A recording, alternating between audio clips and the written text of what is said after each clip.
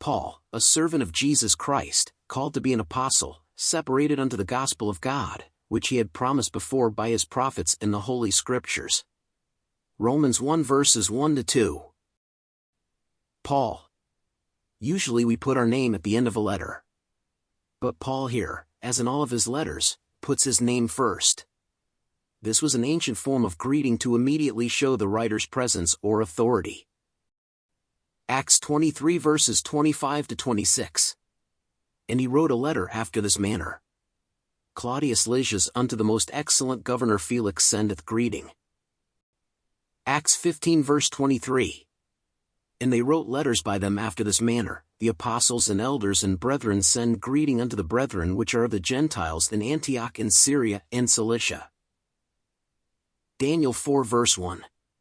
Nebuchadnezzar the king, unto all people, nations, and languages, that dwell in all the earth, peace be multiplied unto you. His Hebrew name was Saul, which means asked of God. His Roman name is Paul, meaning little. Evidently, he was a man of small stature. A servant of Jesus Christ.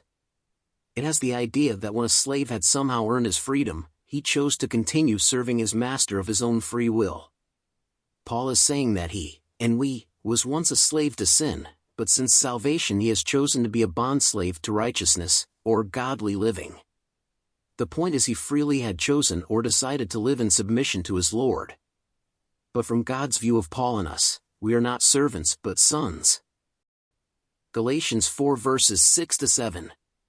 And because ye are sons, God hath sent forth the Spirit of his Son into your hearts, crying, Abba, Father. Wherefore thou art no more a servant, but a son, and if a son, then an heir of God through Christ. So a servant is a believer who is so grateful for his or her redemption that they choose to make Christ their master, disregarding their own interests.